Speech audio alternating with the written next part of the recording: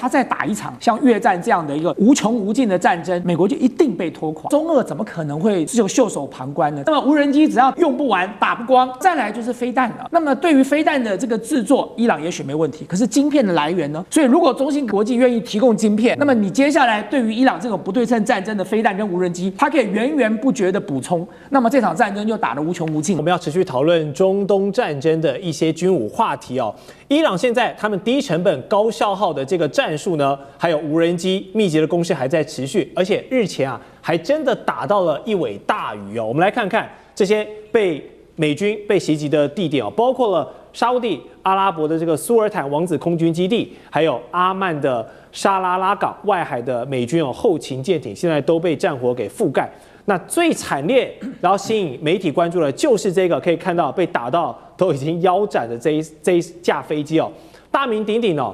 空中之眼E3預警機被炸到腰斬，而且它的受損嚴重，有超過10名的美軍因此受傷。那除此这個表格之外，其實還有很多的美軍單位也都或多或少受到影響。好，這個E3預警機是一個什麼樣的存在呢？我們來看。有一位前 F-16的軍官呢，他就比喻過這台飛機，說啊，在戰爭的時候呢，E3預警機就像是棋手，而他們這些戰鬥機的操作人員跟負責打擊的這些戰鬥機群呢，就是棋子。可見 E3呢在空中戰力哦，這個維持整個調兵啊、潛降啊，扮演他們看這個整個空中環節跟視野非常重要的一個工具。這麼重要的昂貴的飛機都被打爛了，還有剛剛說的艦艇被打啦，基地被穿透等等。我們看到伊朗現在的戰術，還有他們的飛彈擊中的成功率是越來越高了，也開始突破了美軍防空體系，造成殺傷。那這個關鍵點是什麼？為什麼在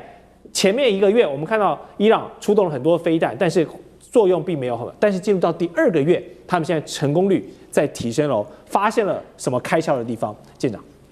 我們如果說看到現在這個美軍或者是以色列攻擊伊朗的狀況約略是如此，也就是我們看到這在伊朗上面的一點一點呢，也就是美軍跟以色列的攻擊。那但是呢，我們看到其他的紅點的部分呢，也就是伊朗對於這些波斯灣周邊的國家，以及對於以色列的攻擊。那我們在這裡面呢，其實可以看一個重點啊，也就是為什麼我們在第一時間看到的都是預警機以及薩德之眼被攻擊？因為其實這個美軍當初的設計啊，也就是在這個波斯灣的國家以及前往這個以色列飛行的路上面有非常多的雷達，每一個藍色的圈圈都是一種雷達，但是這些雷達慢慢的都已經被破壞了。那當被破壞了之後，也就是它沒有預警的來源，那也就只能靠預警機了。那靠預警機呢，其實預警機它有非常多的功能啊，但是我們這次看到的，也就是在之前它停在這個位置，但是我們如果看它這一個殘骸的話，我們就會看到，其實它應該是從它的右側直接有一架無人機這樣子破壞的，所以把它整個幾乎都打斷了。這個是什麼原因？也就是美國的順風球打多了，然後他認為呢，伊朗不是個對手，他停在這一個沙烏地阿拉伯的這個蘇丹王子基地應該是安全的，但是事實不是如此啊。我們來看，對於美軍來講，美軍的教範寫得非常清楚啊，他的敏捷作戰部署裡面講到說，其實他的機動就是必須要能夠增強它的靈活性，而且最重要的是優先考慮它的一個機動性，以及它要能夠保護它的安全。可是現在他們都完全的停在這個機坪上面，就是沒有顧到它的安全。那至於說現在他們對於整個波斯灣，就像我們剛剛講的哈爾格島或者是霍姆茲海峽，其實他們靠的就是這一些預警機，能夠提供這個有關於他們要攻擊的，無論是哈爾克島或者是這一個霍姆茲海峽，就是這一些作為一種預警之用。但是其實我們坦白的講，這些預警機呢，它對於這一個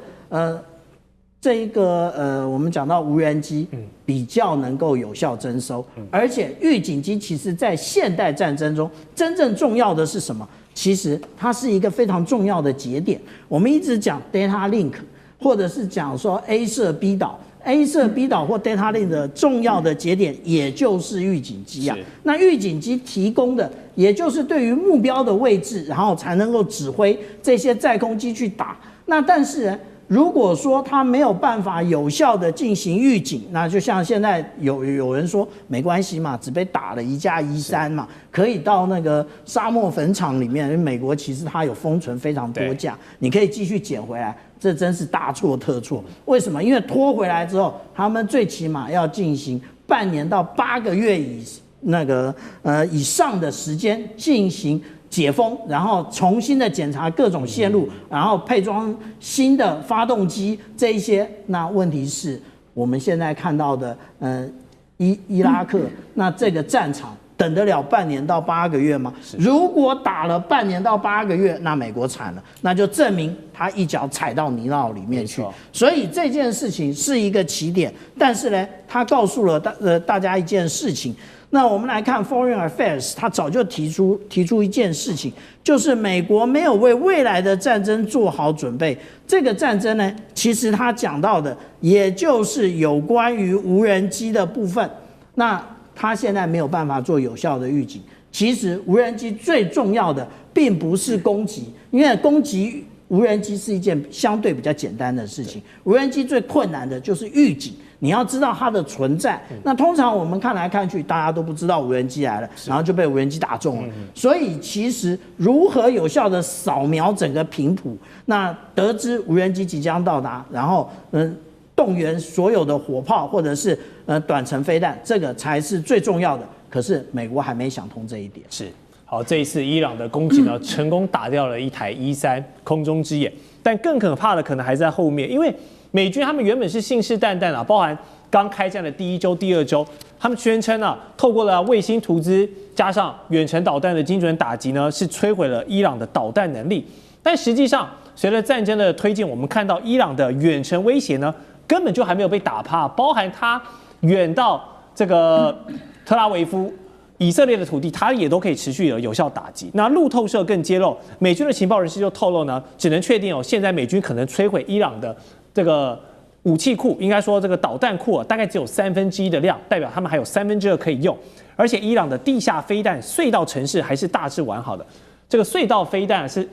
地下城市是什麼東西？我們帶大家來認識一下。所謂的地下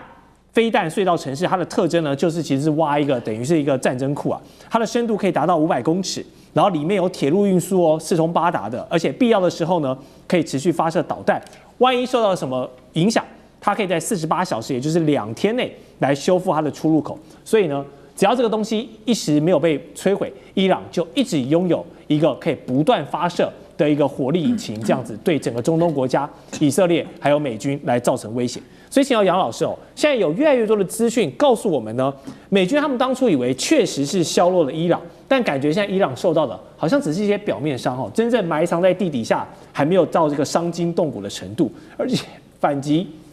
我們看到現在是越打越準了。所以你覺得戰爭進入到第2個月來說，這個風向有沒有開始有點轉變？這個風向啊，這個畫風啊，其實已經轉變，好像伊朗的反擊越來越多，然後呢越來越準，以及造成了美國的打擊越來越嚴重。你看，像E3預警機，美國才16架預警機，那這裡面有好多架事實上已經不能用了。那現在在中東地區，它調了6架過來，那1架被打掉，那其他將來整個戰鬥機起航進行加油好了。因為它中間一定要加油，對，哦，那中間這些加油機以及戰鬥機的這個安全，在過程當中都要靠預警機，所以美國的問題是第一點，它到底這個戰略目標是什麼？打這場仗，這根本沒有，不斷的在變。這場仗其實根本不是美國想要去打的，而是川普在最後一個時間點被就是內塔尼亞胡所說服，可以有一個機會。一次把哈梅尼跟伊朗成全政府的高層都給就是斬首，那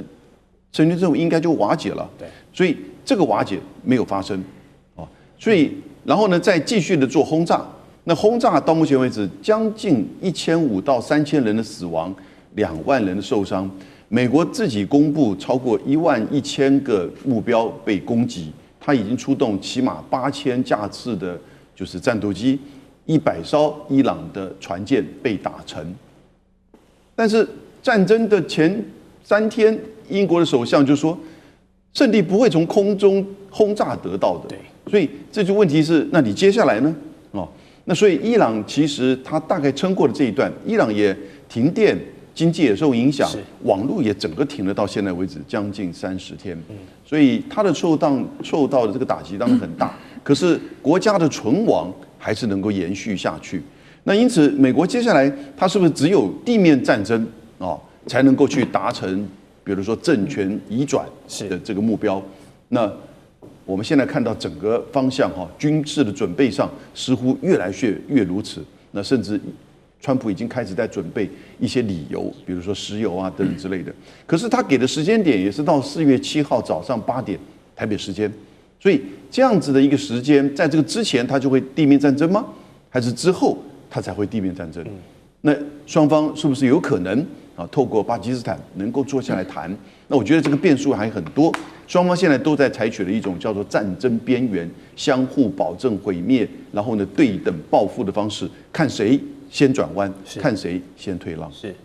但我們可以確定一點，就是這場戰爭繼續打下去，對美以來說呢，絕對是不利的一方。因為現在美國國內的輿論已經燒起來啊，認為說為什麼要犧牲我美國的好男兒好女兒去打一場不屬於我們的戰爭啊？去打別人的戰爭？那別人就是剛才楊老師有提到的，就是以色列還有總理納坦雅胡嘛。那而且伊朗呢還可能繼續撐下去，為什麼？底氣來自哪裡？就來自中國跟俄羅斯2大助力的輸血。怎麼說？現在美聯社有消息傳出，俄羅斯正把一批升級版的無人機要送往伊朗。那路透這邊也指出，中國的晶片代表中芯國際他們正向伊朗軍方提供晶片製造的設備，來強化伊朗的軍事自主力量。好，委員，我想問好，現在光是伊朗一個來力抗美以，甚至是中東石油國都已經打成這樣，如果後面有中俄聯手，我不出人，好，但是我出力來提供一些戰爭後勤，來幫伊朗撐腰。那美國在被困在這個持久戰裡面，拖越久越不利。然後我們看到整個中俄2大全球軍工勢力的加入，會不會成為這個 World War III 一個導火索的點燃風險？我覺得怕說這種雖然不是直接幫助你，但是間接幫助你，會讓整個全球的體系格局又改變。對，我想會不會變成第3次世界大戰？現在言之過早但是如果美國真的像剛才這個艦長是專家提到的，說已經準備要打地面戰了，那麼我覺得這就是美國自己敲響了喪鐘了。那麼我本來還怕美國不打地面戰的，因為他打了地面戰，他就陷入了另外一場越戰了。就對美國來講，他還撐得住嗎？他2011年的時候，他的國債只有多少呢？只有14兆。14，經過15年，到2026年，他的國債已經到39兆了。接下來他再打一场像越戰這樣的一個無窮無盡的戰爭，美國就一定被拖垮。就是美國的國力，當時越戰是一個關鍵嘛，就一場越戰就把美國當時從全球獨強的這個貨幣金融體系開始不斷的往下拉了。他如果接着再打地面戰爭，那就是絞肉機啊。那麼美國在這個戰場上不曉得要再投入多少的兵力啊、財力、這個軍力在這裡了。那麼當然，你說中俄怎麼可能會就袖手旁觀呢？這是一個唇亡齒寒的關係。就伊朗對於中國大陸、對俄羅斯來說都有非常重要的意義。你姑且先不要講了，對中國大陸來講，它的中歐班列是經過伊朗的。那麼這個對中國大陸來講，它不可能坐視伊朗被美國掌控住的。那麼你再看說，事實上在整個的過程當中，其實中俄對於伊朗採取的援助，其實有3個不同的層面哦。我覺得中美俄現在在全球在下一盤大棋，這個棋盤不是只有在伊朗，所以在伊朗的這個戰局裡頭，中俄做了它應該有的援助，比如說剛才這個艦長都提到了嘛，這種不對稱戰爭最重要就是無人機了哦。那麼無人機只要用不完、打不光。好，那這場戰爭就可以無窮無盡的打下去哦。那麼，除非今天美國把整個這個伊朗全部都佔領了，那要花好長的時間哦。那再來就是飛彈了。那麼對於飛彈的這個制作，伊朗也許沒問題，可是晶片的來源呢？所以如果中芯國際願意提供晶片，那麼你接下來對於伊朗這種不對稱戰爭的飛彈跟無人機，它可以源源不絕的補充，那麼這場戰爭就打得無窮無盡了。第二個其實大家都沒有注意到一點，中國跟俄羅斯最近在積極援助古巴，就是俄羅斯已經送了一個這個郵輪的船哦，這個大概這2天吧，就會在進駐了這個古巴的哈瓦那港口了。那麼就是為了要援助古巴現在的這個能源石油斷供的這個危機。而中國大陸更狠啊，中國大陸送了一船的這個大米，接着又送了一大堆太陽能板哦，還有儲能設施到古巴。就是沒關係，古巴的石油就算不夠，我還有太陽能板哦，我幫你做這個太陽能的發電站，然後我還有儲能設備。那麼顯然，中國大陸跟俄羅斯做這件事情，就是在美國的後院插旗子啊！我就在你後院點火，就大家在下一盤大棋。中國大陸跟俄羅斯要援助伊朗的方法有太多了，圍魏救趙就是其中一種哦。3月25日，大家可能沒有注意到，白俄羅斯的總統盧卡申科去訪問了北韓，對。他跟北韓達成了戰略合作夥伴的關係啊，雙方在各個層面上都決定全面的合作。所以，當白俄羅斯、俄羅斯、北韓加在一起，再加上他們最近又結合了緬甸跟伊朗，他們說他們要建立一個全球新安全框架了。那麼這樣的一些操作，都是在這個為美國制造更大的壓力。所以美國接下来如果他在伊朗發動地面戰，那麼他根本就無暇去顧及什麼古巴，顧及其他的戰場了。那麼現在就是美國自己要抉擇的時刻了。但是我還是很開心的聽到剛才艦長的分析，說地面戰會開打，那麼美國就完了。接下來我們要持續關心川普他說了48小時內哦，這個要讓這場戰爭停下來，要不然就會發動攻擊。這期限看起來已經要到了。我們來看他會全面的開戰，還是最後又塌口呢？因為期限就是在今天晚上了。另外也會關心伊朗他不甩美國的最後通牒，3大王牌他會來出手，有哪3大呢？今天我們會一起來做關心。那麼今天的3個火線話題，等一下請來賓他特別幫我們做解答的。首先第一個，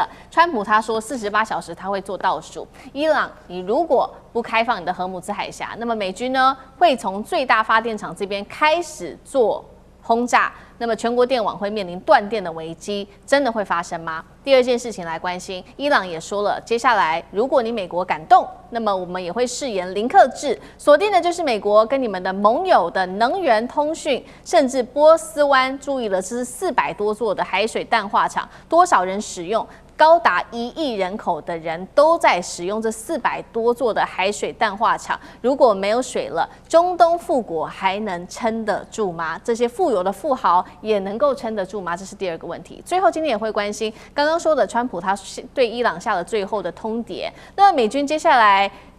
會祭出哪一些招式呢？現在說有3個，包括了要轟炸它的能源設施，動用石墨炸彈，或者乾脆派地面部隊嗎？我們今天就這些議題會一起來做關心。好，趕快來看到川普的最新發文，剛剛提到的，他說，如果你沒有辦法，伊朗在48小時內完全開放荷姆茲海峽，我們會攻擊各地的發電設施，並且把它摧毀。今天呢，晚上就是大限了，3招。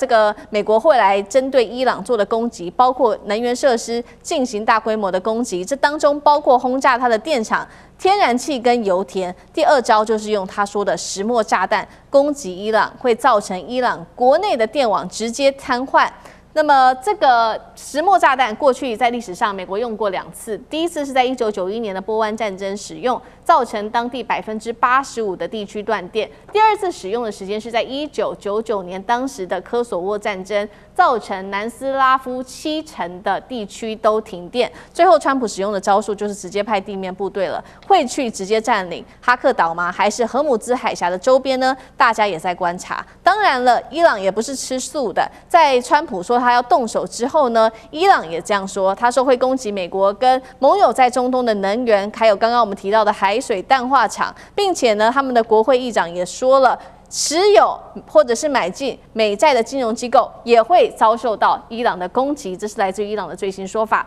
川普的48小時會如何來解決伊朗會可能採用什麼樣的攻勢？會是石墨炸彈嗎？還是地面戰？艦長怎麼看？其實我們來看，川普每一次的最後通牒，他其實都伴隨着他的部隊的一個進度。上一次他在講14天的最後通牒的時候，也就是我們看到美軍大規模的往這個無論是約旦、以色列，或者是周邊的國家進駐各式戰機的時候，那現在這個時間點他又來最後通牒48小時，今天晚上就到了。那真正的原因是什麼？真正的原因也就是之前從這個日本以及沖繩出發的這個迪利波里號的這一個兩棲攻擊艦，他們快要抵達了。那它快要抵達，如果按照時間來算的話，它應該就是在這2天到達。可是呢，如果說它要進行攻擊的話，它不會直接的人員登陸，它會先有大規模的這個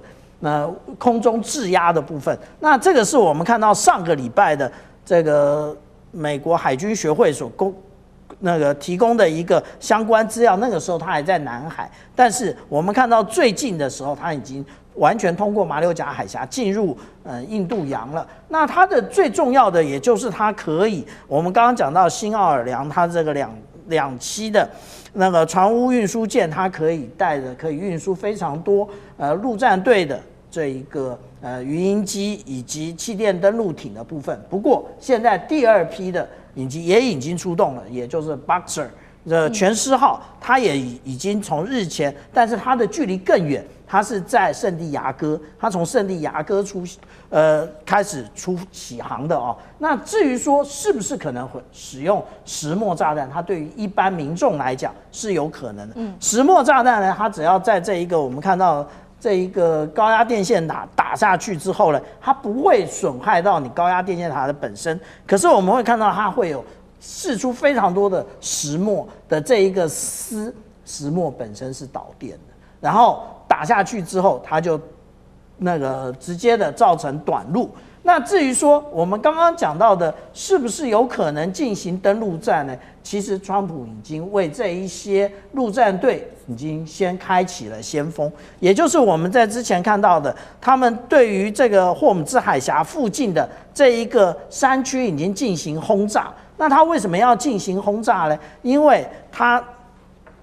意圖啊，從這個附近進行登陸。那這個進行登陸的情況之下，但是這附近是有非常多的飛彈的。為什麼？因為其實不用說他們用這種高解析度，我們用 Google 都可以看得到。我們可以看到這是它的一個指揮中心。那這邊呢，有一點一點的。那這一點一點的其實看不清楚，那我有放大的，也就是我们看到放大這個每一個紅點，通通都是它的一個飛彈推出來的一個位置。那而且呢，它為什麼我們看到這個伊朗的飛彈會不斷增加？因為它的飛彈一邊射一邊造啊，而且它的製造在哪裡？它製造就在這些地道裡頭。我們看到說這個是它的製造的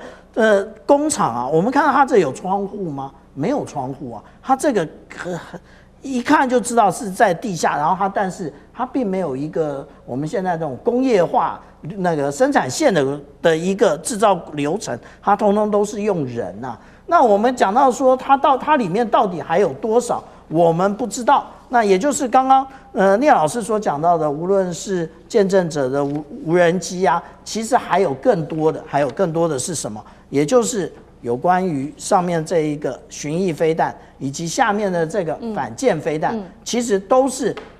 打擊的利器啊。所以美國為什麼當初要去攻擊這個？我們看到啊，這就是它攻擊的這個地下掩體的部分，也就是在這個位置啊，也就是它要登陸的是阿巴斯港這個部分，也就是當它打通這個霍姆茲海峽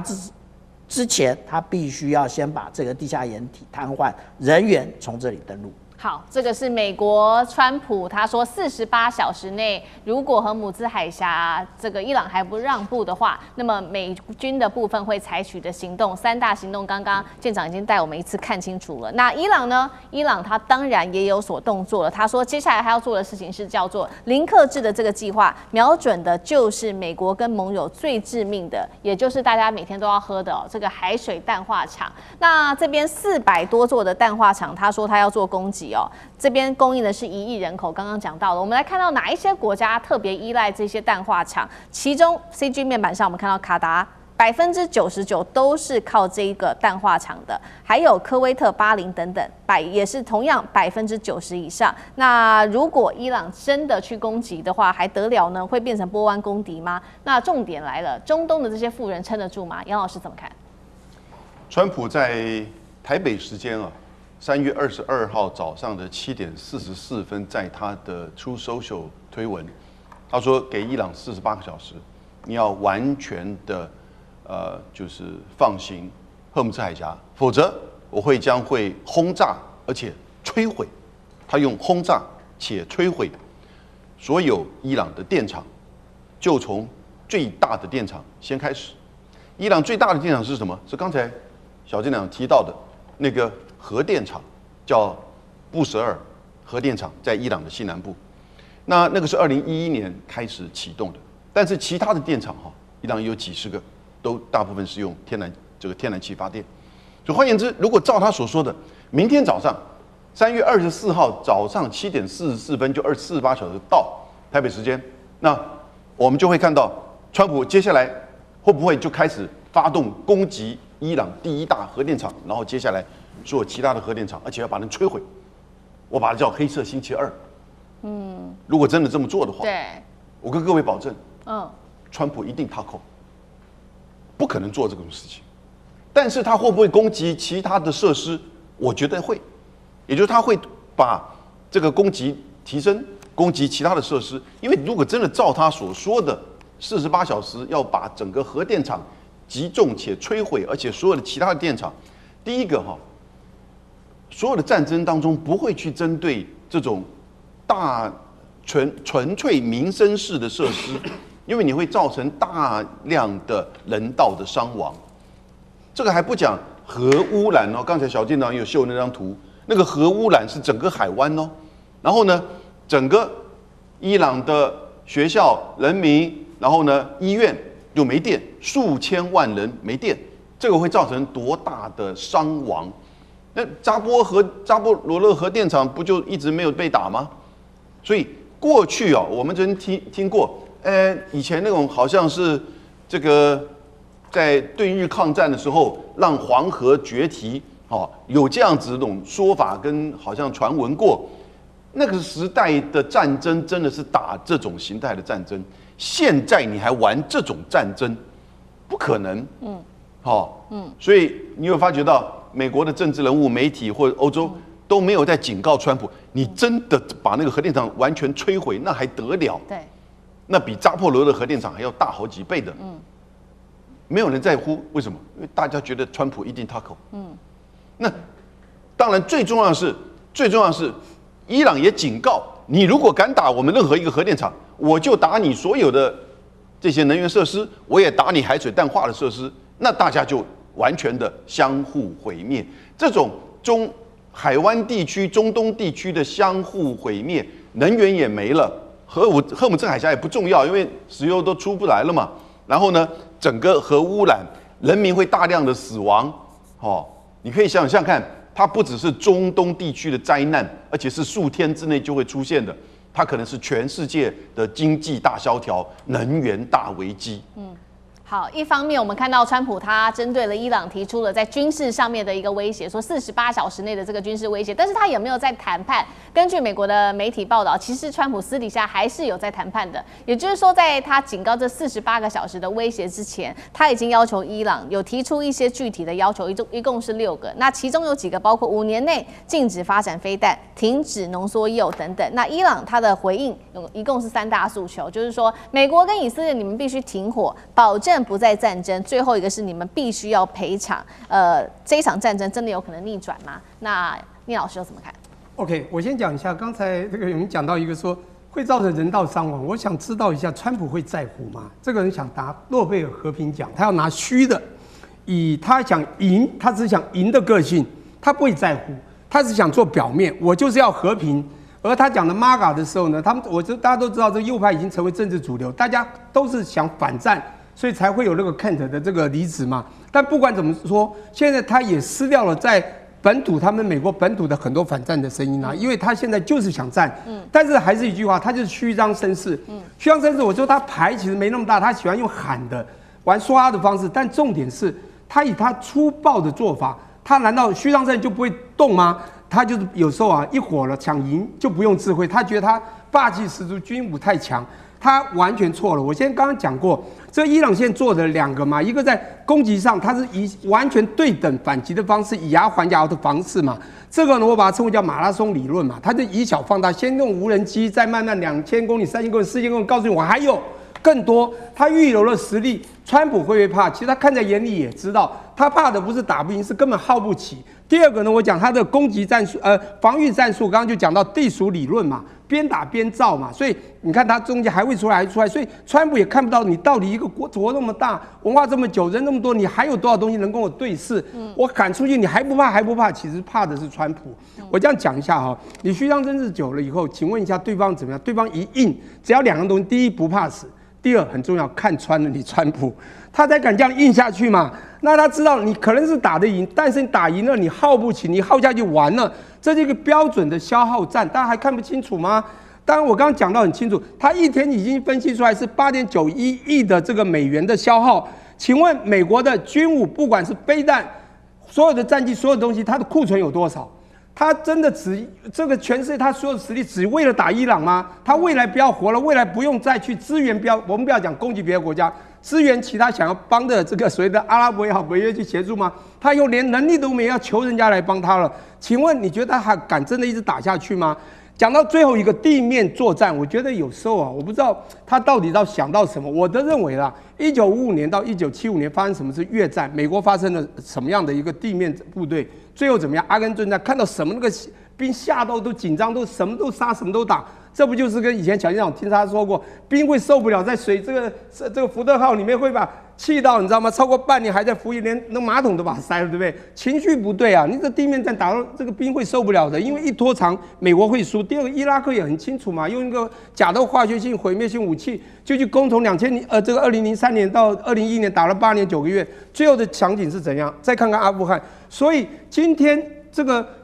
我覺得還是一句話，川普真的太過自信，也太輕敵了。他這樣走下去的話，我覺得不只是美國霸權呢，我覺得整個 MAGA 戰線哈，把這個川普啊，最後會很容易的就把他下架。伊朗這一回是踩了以色列的紅線嗎？原因是他首度的攻擊了核設施，又或是外界所稱的核武庫哦。那麼根據伊朗這邊的飛彈最新的了解呢，它的射程已經可以衝到4000公里了。今天也會關心到另外一款射程達到3000公里的飛彈，這個是蘇馬巡弋飛彈在列。而伊朗最新針對以色列的這波攻擊，一共是造成了100人受傷哦。伊朗說了，現在包括了倫敦、巴黎都在他們的威脅範圍之內，中東戰火全面失控。今天一起來做關心，我們要趕快來看到這是最新消息了。伊朗的新一波的這個攻擊，指導的就是以色列的核心地區，尤其就是以色列的南部城市了。這2個城市包括了阿拉德跟迪莫納。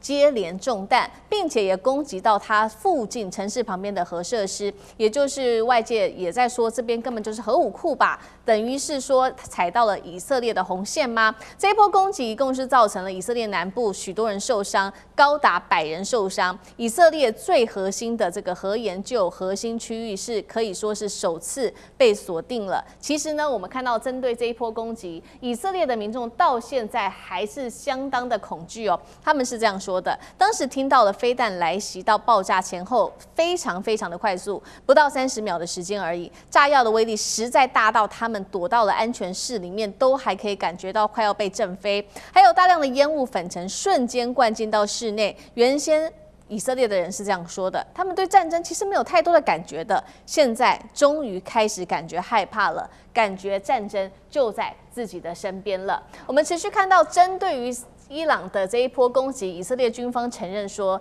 沒有錯，我們真的攔不住來自於伊朗的飛彈，而外界包括了以色列的民眾也在懷疑說，以色列的鐵穹或者是這一些防空系統是否真的出現了問題呢？而外界也認為呢，這一座設施可以說被視為是中東唯一的核武庫，只是呢，以色列到目前都沒有承認過自己擁有核武。再來看到伊朗的部分了，它是不是有一個飛彈庫，而且修復的非常的快速呢？伊朗擁有龐大的地下飛彈城，這來自於 CNN 的報道。即使美國跟以色列不斷的空襲摧毀了7成這個核彈飛彈城的這個路口，但是呢，他們伊朗的修復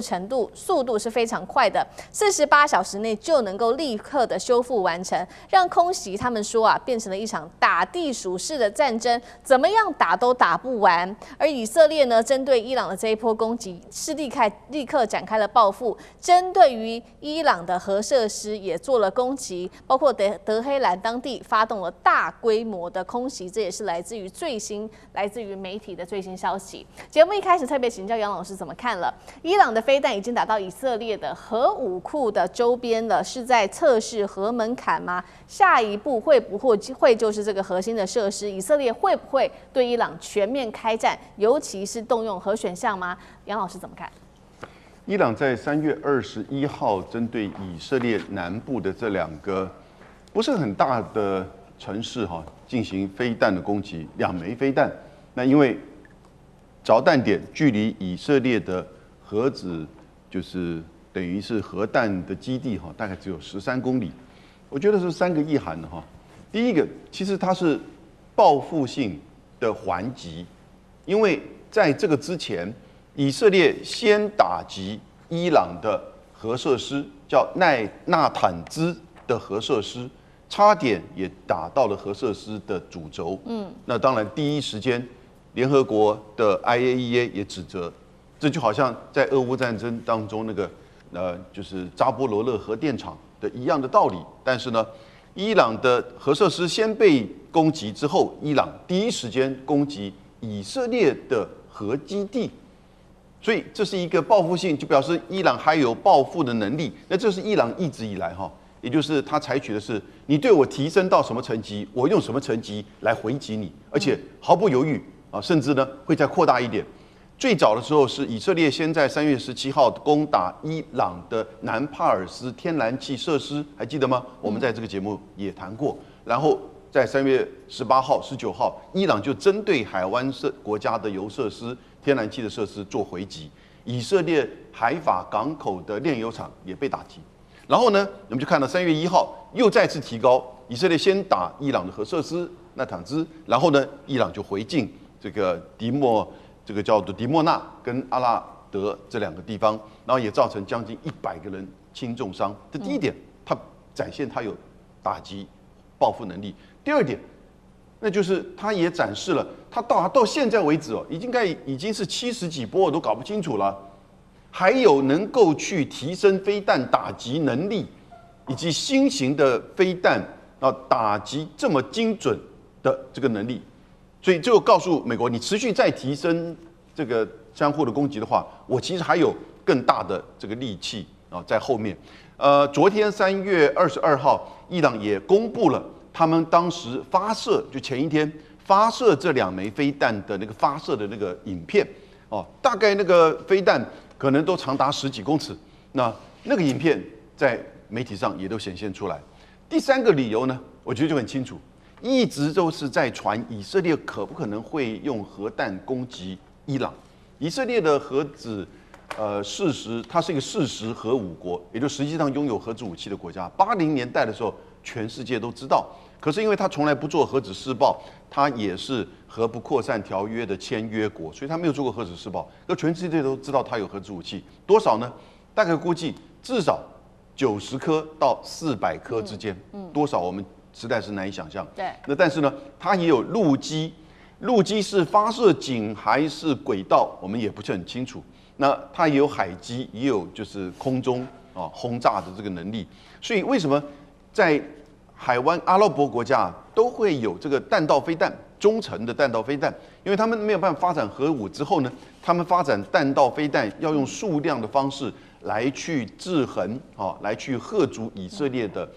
核武攻擊。這一次我覺得他也就是伊朗警告以色列，如果你用核武提升了核武的話，我其實知道你的核武的這個發射點，那我也具有打擊你核武這個發射點的這個能力。所以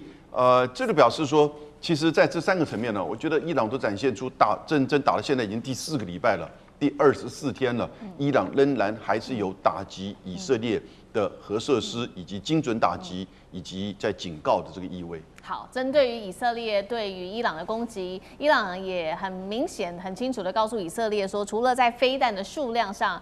伊朗有很足夠的數量之外，另外其實射程也是足夠遠的。我們要來看到剛剛特別提到的以色列說的，他們認為現在伊朗擁有的這個飛彈射程高達了4000公里哦。那其中還有一款叫蘇馬的，這一款是高達了3000公里，代表伊朗已經跨越到準洲際打擊能力了嗎？我們也請艦長來帶我們看，包括它的命中率、突防能力跟它的彈頭威力到什麼樣的程度？其實我們來看到啊，美國跟以色列不斷的在跟伊朗畫紅線，可是呢，那我請問一下，那個實際上來講，這個以色列的攻擊，它有站在紅線之後嗎？那這是我們看到的啊，3月17號，其實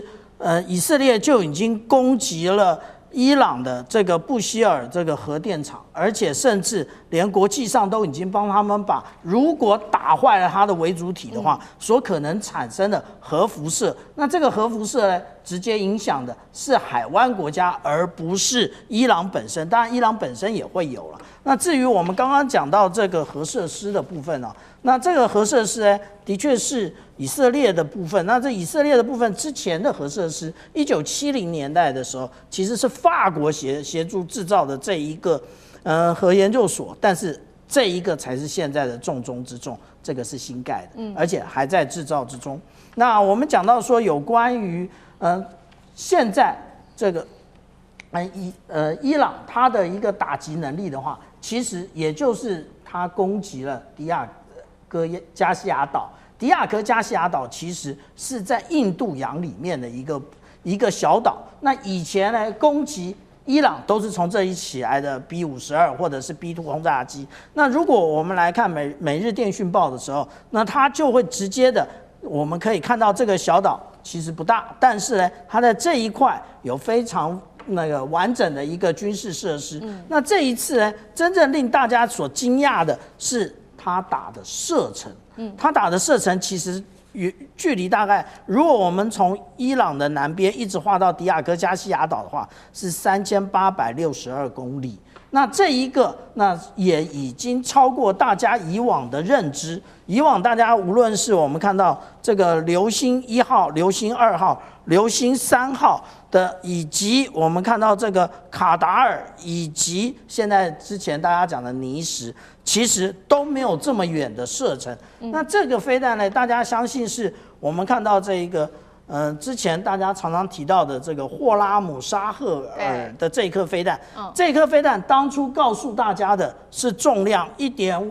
噸這麼重的黃色炸藥，當初講的射程是2000公里，現在我們看到的接近4000公里，伊朗還有什麼沒告訴我們的？那這個是大家覺得最為困惑的部分啊。那至於說，其實還有蘇馬的這種巡弋飛彈。那蘇馬的巡弋飛彈呢？其實我們講到彈道飛彈跟巡弋飛彈同時重要，為什麼？因為它可以創造所謂的飽和攻擊。那再配上這一個我們講到的見證者無人機啊，那我們看到的這一個飛彈其實就長得跟戰斧巡弋飛彈非常像。如果我們來看它所畫射的距離來講的話，那它也是超過了3000公里，但是它還是打不到迪亞哥加西亞島。所以其實這一次攻擊的不是這個部分，可是最令人驚訝的是，它是不是可以打中迪亞哥加西亞島嘞？其實這個也就是我們講到一顆它是中間失效，另外一顆是美軍直接發射標準3型的飛彈攔截。標準3型飛彈攔截是如此啊，也就是它是平行對撞彈道，也就是它不是中途，它不是從中間這樣子橫的攔截，它也不是尾追，它就是平行對撞。那如果平行對撞的話，那如果我們看到以前美軍的測試，這是美軍的測試，也就是它都已經即將到達了這一個目標的時候，它才會發射。因為它就近來講，它的射高在300公里，所以我們講到說，這一次遇到這一個狀況的時候，其實我們都應該假設它可能有這個直接攻擊迪亞哥加西亞島的能力，而且大家很懷疑說這一個伊朗是不是有這個太空實力？的確是有的啊。我們來看上一任的川普，他那個時候還在用臉書啊，他就直接講說，美國並沒有捲入伊朗塞姆南的1號的這個發射場，這個發射場上面的那個火箭直接引爆。那美國這個時候，川普直接的我們看到這是在2019年8月31號，他直接切割說這跟我們沒有關係啊。但是後來這一個火箭成功發射了沒？成功發射了，它帶着是間諜衛星。我們看到這個間諜衛星叫做海雅姆的這個衛星，我們看到它拍了這一個美國喬治亞州的這個核電廠。他拍的這個解析度，其實跟我們一般看到的星球實驗室不相上下。那他的照片也就是這一張啊。那所以我們這樣講，我們現在來看伊朗，伊朗其實給了大家太多的驚嚇，因為大家不知道原來伊朗這麼厲害。好，我們看到其實伊朗的飛彈是來勢洶洶，除了剛剛特別看到的數量的優勢，還有它的飽和攻擊跟它的射程相當的遠之外，我們看到這一波的攻擊，以色列它的鐵穹或者是它的防空系統是攔不住伊朗的，這是以色列自己官方也出來證實的。另外呢，他們想要去打這個伊朗的地下的它的基地飞彈基地，但是现在又發生了另外一件事情，就是48小時內它可以在被攻擊之後又快速的修復好，這樣看起來像是打地鼠，永遠都打不完，誰會先撐不下去？聶老師又怎麼看 ？OK， 剛才有講到說伊朗沒有想到會這麼厲害，但是我用厲害來形容，我倒不覺得它有多厲害。以全世界的軍武來講，第一名當然是美國，可是當你虛張聲勢，看起來牌很大，你發覺你的後排，整個的牌是非常小，而且後勤無力的時候呢，虛張聲勢，你終究呢，最後呢，你牌大聲小，你最後呢會死得很難看。因為你用嚇人的方式，用欺騙的方式，你會發覺，慢慢的人家會幫你看穿。尤其一個勇敢的人呢，他不會示弱。我現在要講的，他最主要是，我覺得戰法不一樣。第一個，我覺得川普打的呢是一個大家都知道粗暴的戰法，而且是一種傳統的方式，一開始就要重擊你。這種傳統戰法呢，你用你昂貴的武器，在短期好像看似會贏，可是你知道這個剛講到為什麼會有地鼠戰法、地鼠理論這樣的情況發生呢？因為伊朗打的是一個我覺得屬於的細膩的戰。這個國家文化已經蠻持久，一個波斯帝國到現在2000多年哈，這也是有民主自信心的國家。這個國家地大人多，你要知道，當他的這個所謂的真實要承諾他的真主哈，這個我們叫真實承諾的時候，你會發現他們的精神領袖其實已經去中心化到所有的可領導之人身上的時候，他們只知道一個就是反擊。當反擊的時候，他用了一個戰術就是邊打邊造，你會發覺他後勤實力是夠的，因此就要地鼠理論，打下去又跑出來，打下去又跑出來。在這時候，美國慌了。還有一個呢，其實剛剛也講到，其實伊朗打得非常清楚，他用一個反擊的戰術，所以從戰略來講，他邊打邊造是一個這個叫攻防戰略，他的戰術是一個就是完全的反擊。今天他們打了這個伊朗軍事基地，他在反擊你軍事基地，你打他油田，他在打你油田，打你天然氣，他打你天然氣。非常清楚的，他已經告訴全世界說，我今天打的就是跟美國相關的或者以前相關的所有的設施或基地。今天其他的國家我完全不想得罪，即便是赫姆斯海峽還沒有完全封鎖，我現在封鎖的就是跟美以有關的，只要來跟我報道有通聯的，說你是其他國家能放就放，像中國、印度，他還是有放啊，一天100多艘，他多少每天這樣有10艘左右還是放，他會看情況，只要你聲音好像要支持美國的，他就要幫你擱住。我覺得他這種反擊戰術非常厲害，而且他用了一個智慧的做法，我覺得他是一個細膩戰術，不像川普的粗暴，因為他是由小放大。你可以看到，所以由小放大就是說，其實軍事實力是不對稱，美國強，可是以軍武昂貴這麼的尖端昂貴的武器去跟伊朗打，你會發覺他一開始用2-3萬的無人機。那麼的量產的無人機，價錢便宜啊，價低量多，打到你的所謂的鐵穹也好，愛國者飛彈也好，所謂的薩德也好，你會發現用幾百倍的這個昂貴武器來抵擋它之後，你會發覺哇，再好的防彈衣打久了就要丟掉，人家只便宜的子彈就打到你防彈衣都不夠了，所以它鐵穹也灰掉。我覺得最重要就是戰術戰略，現在伊朗打到人家會怕，所以它由小放大，而且預有了實力。它的後勤補給也夠，所以我覺得現在打到最後一個東西叫核。我跟你講哈，當你去一直威脅它打到核的時候，雖然它只有60%的所謂濃縮鈾的製造，它打不出核彈。重點它可以做出一個散布核，讓